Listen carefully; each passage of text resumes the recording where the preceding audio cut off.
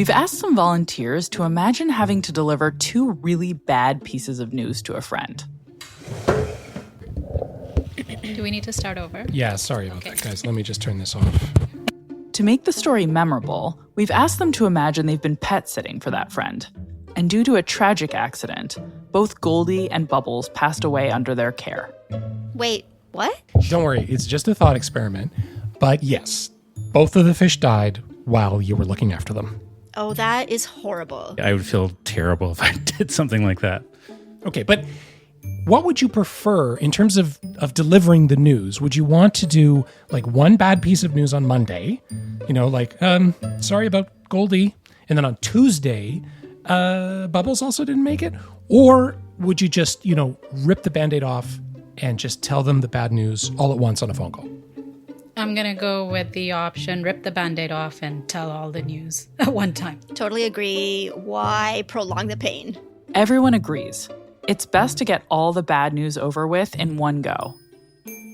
On the flip side, we asked them to imagine giving out joy all at once versus in bite-sized pieces. All right, so this situation is a lot nicer. So imagine that you have a limited amount of money to spend on a gift for your romantic partner, right? So you can afford to buy a dozen roses a year, but would it be better to surprise them with a dozen roses all at once or spread it out so that you're surprising them with like one rose every month? I mean, it's not as big a deal to get a single rose, but like the romance of it would multiply, I think, if you did that, one rose a month for a year, then a dozen at a time.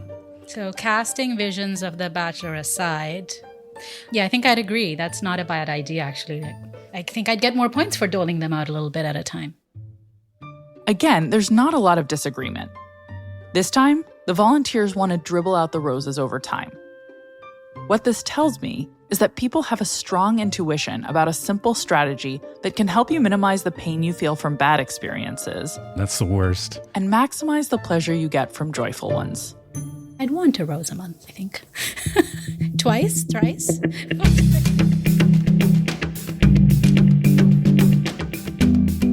I'm Dr. Katie Milkman, and this is Choiceology, an original podcast from Charles Schwab. Choiceology is a show about the psychology and economics behind our decisions. We bring you true and surprising stories about real choices, and then we examine how these stories connect to the latest research in behavioral science. We do it all to help you make better judgments and avoid costly mistakes.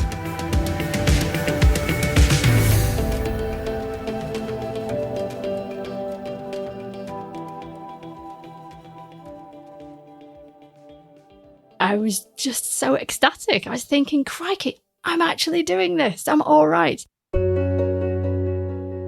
This is Sally. I'm Sally Millington, and I'm from York in the UK. Sally is remembering an experience at a climbing gym, doing something she'd never done before. Got myself ready when I arrived, and a familiar friend reared its head. I got clammy hands, my heart rate increased, and I felt nerves. And then entering into the gym, it was quite busy, so there were a lot of people there to potentially see me fall off. But we started off on some low-level, teeny tiny little footholds, and my legs were shaking as they stretched out and balanced onto the tiniest holds that no human should ever really be able to balance themselves on. My hands were aching from gripping so tightly onto the different handholds. I was laser focused on the experience because I was so bothered about not falling off and putting the instructions into practice and making sure I was doing what the instructor said. When I finally came down afterwards, the sense of adrenaline was phenomenal. The feeling of achievement, the sense of pride, the idea that I can do tough things, it was fun, and I felt alive, I suppose, because it had brought so many senses to the fore of my mind at the time. Before this experience at the climbing gym, Sally would have described herself as lacking in self-belief in a lot of areas of my life, actually. So I know at work I was good at my job, but I perhaps didn't believe it myself. And the same in kind of thinking about planning some of the things on my dreams list, if you like. I maybe didn't believe I could pull that off. I didn't think I can make that happen. I don't think I was a very confident person before. But something about dangling from a wall she'd climbed up herself inspired Sally. It got her thinking about how rarely she was trying new things. I just thought, I want a bit more of this in my life. There were often things on the horizon, such as going on holiday, which was always something to look forward to and think, oh, this is a new experience, going somewhere I've never been before, wandering the streets of somewhere, having new food, immersing myself in a culture. But other than that, I don't think I was doing a huge amount of new things, to be honest. Instead of saving new experiences only for her vacations, which might be few and far between, Sally decided that she wanted to regularly program more new things into her life. Her job had been in learning and development, and so she borrowed some ideas she knew mattered for successful goal setting from work. I set myself something specific, measurable, achievable, realistic, and time-bound so that it would make sure I got out of my comfort zone. I did more things I'd never done before. I explored the world, and I lived like a child, basically. Her goal was to try something new every week for a year. For 52 weeks, Sally tried 52 things she'd never tried before. Some were big and daring, some were small and mundane. I sat in a hammock. I've never got myself into a hammock before. I know lots of people will have done this so many times, but that moment of gingerly edging myself into that teeny tiny roll of fabric and wrapping it around myself and not falling out, and then just lying back and trying to feel relaxed in it was quite a nice experience, a good way to spend an afternoon. Of course, not every experience was a hit. I went to a gong sound bath. So it was one of those immersive experiences where it's all around the percussion instruments that are played. And I thought I was going to enjoy it, but unfortunately someone started snoring quite early on. So I couldn't really immerse myself into that experience. I've not been back. But the moment this collection of new adventures started to feel like something more than just keeping busy, came from a community hall flyer, which read, "Come along, release your inner raver and your inner Buddha." And it piqued my interest, and I thought, well, okay, this sounds a bit different. Let's go and give it a go. Inside the community hall, it was dark, but pierced with flashing lights and loud music. It had a nightclub feel, but people weren't there to drink. They were there to dance. The first thing we did was warm up. So for half an hour, I'm in this big hall with a lot of strangers, and we were told to just move around and dance. So I started off by shuffling my feet side to side. I probably nodded my head a little bit, but I felt hugely awkward. It was a really self-conscious moment, and it felt utterly bizarre. Their next instruction was to find flow with the rhythm of the music. First with their feet, then their knees and hips. Then we moved on to the second rhythm. This was staccato music, so it was all broken beats and syncopated rhythms. And at this point I thought I looked like a really bad martial artist here. I'm just throwing out shapes, jerking around like goodness knows what. But after that, when attendees were asked to dance with one another, something clicked for Sally. I just suddenly realised nobody is looking at me. Seeing other people crawling across the floor, rolling across the floor, throwing shapes like they'd never thrown them before, to feel it, to live it, and to embrace the joy of realising nobody's looking at me. I became an absolute whirlwind on that empty space on the floor. It was so liberating. It completely loosened up my inhibitions and massively made my confidence grow as I just joined in with everybody. Nobody cared. It was 2018, and Sally successfully completed 52 new things that year. From performing stand-up comedy to making her own pottery, from trying acupuncture to playing cricket. And it didn't stop there. So I felt hugely happy at the end of that year and thought, I'm going to do this another year. And it's kind of spiraled. While she does still use her vacation time to check off some of the more remarkable things on her list, like seeing snow monkeys in Japan or staying in an ice hotel, she doesn't save all of her adventures for those trips. Instead, she spreads the joy of new adventures more evenly across each year. It's so easy to think I'll just save them all and do it all at the end of the year or when I'm on holiday. I've decided to do things now. Crack on with them. This shift to spreading out fun events over time has made Sally happier, she says. She's more active, less passive, and doesn't let life happen to her anymore. And it's changed her outlook on life. I feel like I've perhaps slowed down time in a weird way, because if I look back over the years, I wonder, how did I fit all of this in? Whereas sometimes if we do the same thing over and over again, things can go by in the blink of an eye, whereas I've got memorable markers now.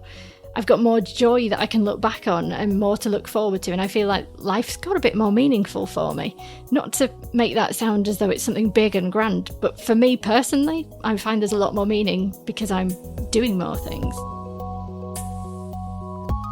Sally Millington dubbed her project Challenge 52. One of her new experiences was creating a website. You can find a link to that site and find out more about Sally in the show notes and at schwab.com/podcast.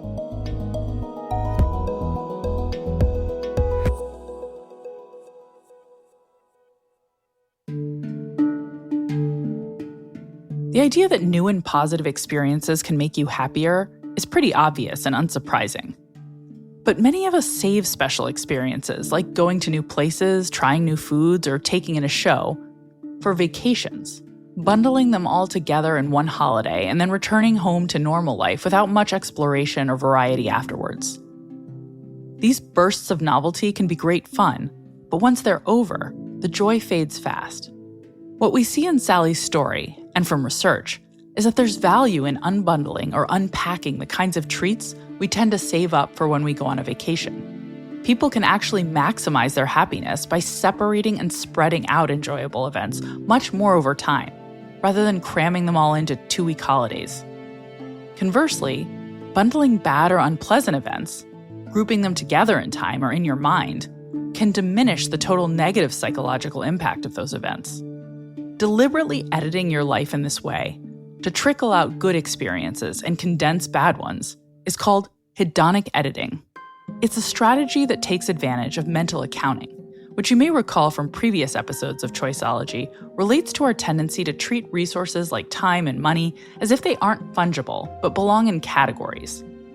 And hedonic editing can help you perceive gains and losses differently, in a way that's more advantageous to your happiness.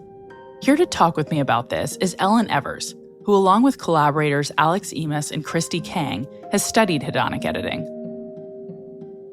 Ellen Evers is an associate professor of marketing at the Haas School of Business at the University of California at Berkeley. Hi, Ellen. Welcome to Choiceology, and thank you so much for joining me today. Hey, Katie, I'm super excited to be here. Thanks for inviting me. Well, I'm super excited to talk about the topic of hedonic editing. And actually just wanted to ask you to start by explaining what hedonic editing is. It's not exactly named in a way that makes it intuitive. Could you sort of summarize the idea for us? My take on the idea boils down to something like, during periods of time, we can experience a lot of things that are either good or bad. And really the question is, how do we remember those things in a way that makes us the happiest, right? So I can have a terrible day where maybe I have a flat tire in the morning, I show up late for my first meeting, a bunch of other stuff goes wrong. Do I want to remember all those things as individual events, or is it better for my well-being to just think, hey, that was a terrible day, tomorrow is another day, right? So it's really about how do we categorize these instances at an abstract high level or as small little instances. If you think about what the optimal hedonic editing structure would be, of sort of figuring out, how you might want to categorize experiences and lump them together in order to maximize your happiness. Could you talk a little bit about what the canonical theories have said about what people should be striving to do? By far, what people have mostly relied on is predictions following from prospect theory. And just a reminder for our listeners, prospect theory is the theory we've talked about before on Choiceology, that describes how people make decisions involving risk and uncertainty. And it says, for instance, that people evaluate all decisions relative to a current reference point or whatever they have right now, and that they're much more sensitive to the first dollar or unit of happiness they gain or lose from an experience than to the 10th or 20th or millionth. Yes, so prospect theory is really mostly studied for monetary outcomes. And in those cases, it's really, really clear that people are happier with a bunch of small monetary outcomes rather than one single big one. So people are happier if they get $100 twice than if they would get $200 at once. And the flip side is true for negative things. People are less unhappy if they lose $200 at once rather than lose $100 twice. So if you think about daily life as something that is similar to making or losing money, then it leads to really, really straightforward predictions. You would be happier if you group a bunch of bad outcomes together as one big bad outcome. And you would be happier if you split up a bunch of good small outcomes and remember those as single good small outcomes rather than one big good outcome. I love that description. And I think what you're saying, Ellen, is this idea of segregating our gains but aggregating our losses to maximize our happiness is because of that return that we have to our reference point after each experience, which means when I eat an M&M today, it's a new experience that's psychologically independent from the one I had when I ate an M&M last week. And also because when we experience a positive outcome, we have this psychological decrease in benefits, which means, the 17th M&M you eat in a row doesn't taste as good as the second M&M you eat. And the same is true in the domain of losses, right? Yeah, definitely. I think your example of the M&Ms is a great one, right? Where you are happier if you get 5 M&Ms a day for a week than if you have to eat 35 on one single day. On the flip side, I don't know, gross M&Ms, something bad, bugs. Electric shocks, we could do thinking of classic. But it's better to get them out of the way and get 10 electric shocks at once rather than have one a day for 10 days. That feels worse. So that's kind of the logic, right? Like bad stuff, you just want to do it all together at once. Good stuff, you want to split it up to maximize your happiness. The next thing I wanted to just ask is to think a little bit about where you think hedonic editing, or this hypothesis that people are maybe going to be better off if they aggregate their losses and segregate their gains. Where do you think that's most relevant to your typical person? I would say as an individual, it's kind of useful, especially if you need to do fun stuff and unfun stuff. It's kind of useful both to know, hey, how do I design my schedule in a way that, looking back on it, I'm the most happy as possible. I also think it could be useful to think about coping strategies. If a lot of bad stuff happens at the same time, is there a way I can reflect back on those that helps me handle all the negativity? So that's, I think, what I would say on an individual level. I love that. Ellen, one of the really interesting things I think about hedonic editing is that for people to do it requires quite a lot of self-awareness. Could you talk a little bit about that aspect of this theory and whether it's right or wrong that people understand themselves well enough to hedonically edit? Yeah, so that's a really good question and something we haven't really talked about yet, which is there's kind of two sides to this, which is one, what makes people happier, right? Getting a bunch of bad things all at once so they can see it as one event versus having a bunch of spread out small bad events. And the second thing is, do people realize that? So given a choice, would you rather have all the bad stuff at once or would have it at separate time frames? And that is a question that has been debated quite a bit, where sometimes when you give people a choice, it looks like they behave in a way consistent with prospect theory. Meaning they hedonically edit and they try to combine their losses. Yes, they try to combine the losses and segregate the gains, so spread out the gains. Right. But there's also papers who essentially find the opposite. And one of the studies I've run, we basically argue hey, people do have that insight. They realize that getting a bunch of bad stuff at once is probably making them happier, or getting a bunch of good stuff spread out will also make them happier.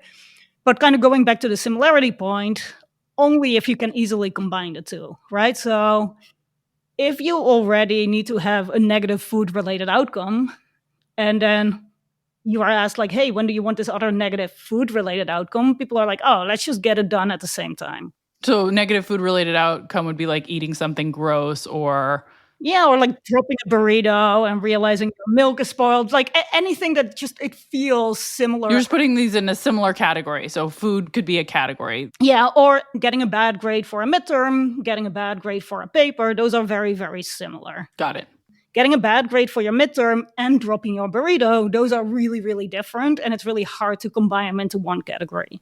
So in one study we ran, we essentially asked people hey, if this one bad thing happens, when do you want this other bad thing to happen? If people are really, really good at kind of predicting how they'll feel, they should always say, oh, one bad thing happens, I want the other bad thing to happen today and just be done with it. Yeah, rip off the Band-Aid. Exactly. Or rip off 2 Band-Aids, I guess, in this case. Yeah. Or if a good thing happens, actually, I want the other good thing to happen next week. Like, I want to split them out so I maximize my happiness. But what we did in this study is we also varied similarity. So one could be, hey, you got a bad grade for your midterm. When would you want to learn that you also got a bad grade for the paper?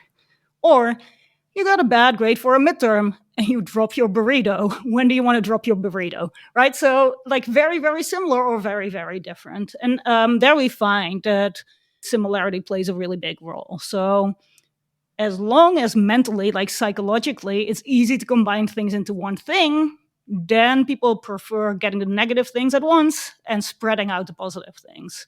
However, if the two things are super different, then that pattern goes away. That's really interesting. And when you think about that pattern, do you think it's a mistake? Or it's, from the way you're describing it, actually sounds like people are pretty sophisticated and our mental gymnastics just don't allow us to combine those bad things that are different. And so there actually maybe isn't this prospect theory like benefit of dropping your burrito and getting a bad grade on a test on the same day, or, having the stock market go down and losing your job.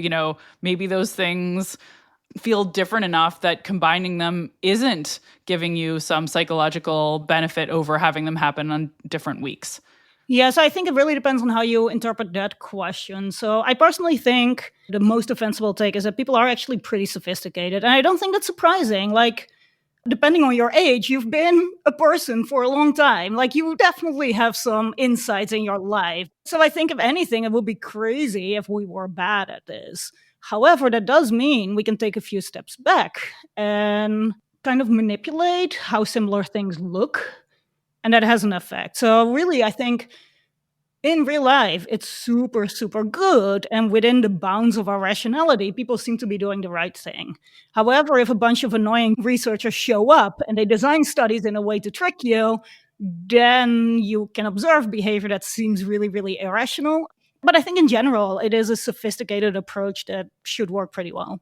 I'm curious, now that you've studied it, has it changed anything you do in your own life? Do you make decisions differently or try to segregate your gains and aggregate your losses in a different way? A little bit. I do try to think about, like, how do I want to remember things? But it's a much, much broader thing, right? Where, I don't know, if you go on a holiday and it's a great holiday and you do a bunch of events, like, how do I want to remember that for the rest of my life? And I do think it all boils down to this kind of like human categorization. How do humans categorize these things? I'm more and more convinced that as a field, getting a better understanding of how humans categorize these things can really, really help us understand how they think about money, how they think about time, how they think about these experiences, and how we can use those insights to help people make better decisions, increase well-being, et cetera, et cetera. I love that. And one last thing I wanted to ask you is if you have any advice for our listeners about how they can use these insights we've been discussing about hedonic editing to live a happier, better life. What could they do with this knowledge that might improve their outcomes? By far the most kind of straightforward one, but also doable one, is really thinking about bad things that happen to you and how you may ruminate about those in a way that ends up being kind of dysfunctional. I think those are the situations where taking a step back and thinking, hey, all of these bad things happened. Is there a way I can see this as a single event that I can get over? And of course, you can say like, oh, when you plan the next holiday trip, really make sure that you spread out like the most exciting things. All of that is true. For me, by far, would be retrospectively thinking about bad things that happened and thinking about, is there a way I can categorize this as a single bad thing that I can deal with and get over? That's great advice. Well, I super appreciate you taking the time to talk with me today, Ellen. Thank you so much for sharing your wonderful research on hedonic editing, and I look forward to our next conversation. Cool. Thanks for having me. Ellen Evers is an associate professor of marketing at the Haas School of Business at the University of California at Berkeley. You can find a link to her paper on hedonic editing, which she co-authored with Alex Emis and Christy Kang, in the show notes and at schwab.com/podcast. When it comes to investing, we know that people are often reluctant to sell losing positions and turn paper losses into real ones. But if you've mustered the courage to admit defeat and move on from a failed investment, consider cleaning out additional holdings that no longer fit your strategy or risk tolerance. It might be less disappointing than selling them separately. For more tips on mitigating the biases that could impact your portfolio, check out the Financial Decoder podcast. You can find it at schwab.com/financial decoder or in your favorite podcast app. What I hope you'll remember from this episode is that when life gives you roses, you want them to come one at a time. That is, you want to spread them out. But when life gives you lemons, it's better for them to come in lemon bouquets. Misery is worse when it's spread out, so that's to be avoided. In Niccolò Machiavelli's famous 16th century text, The Prince, he displays a strong understanding of hedonic editing. Machiavelli advises his reader, and I'm giving you a translation, do all the harm you must at one and the same time. That way the full extent of it will not be noticed, and it will give least offense. One should do good, on the other hand, little by little, so people can fully appreciate it. While Machiavelli gets plenty of things wrong, he gets this advice right. But what should you make of this in your life? I would encourage you to try to use these insights to maximize your happiness. Try to combine bad things. Think about them as coming in a package or category whenever you can. That bad performance on a test and bad play on the soccer field amounted to a bad week at school, not two separate bad things. And spread out life's joys as much as possible to maximize your happiness. See a show this weekend and take a zipline ride next month. Don't package both together during your vacation. But I would be naive to stop there. It's also important to be on the lookout for manipulation. For the CEO who packages lots of bad news into a single announcement to minimize the reaction, or the politician who uses a similar ploy. Don't allow yourself to be tricked by those who follow Machiavelli's advice to do harm.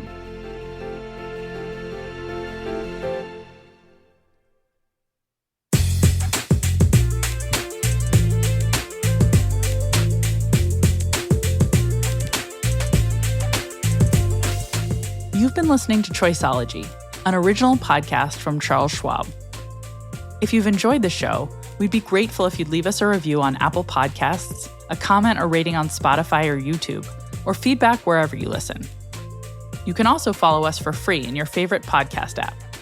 And if you want more of the kinds of insights we bring you on Choiceology about how to improve your decisions, you can order my book, How to Change, or sign up for my monthly newsletter, Milkman Delivers, on Substack. That's it for this season of the podcast, but we'll have more new episodes for you starting in mid-August. I hope you'll join me then. In the meantime, there's a big back catalog of episodes for you to enjoy this summer. I'm Dr. Katie Milkman. Talk to you soon.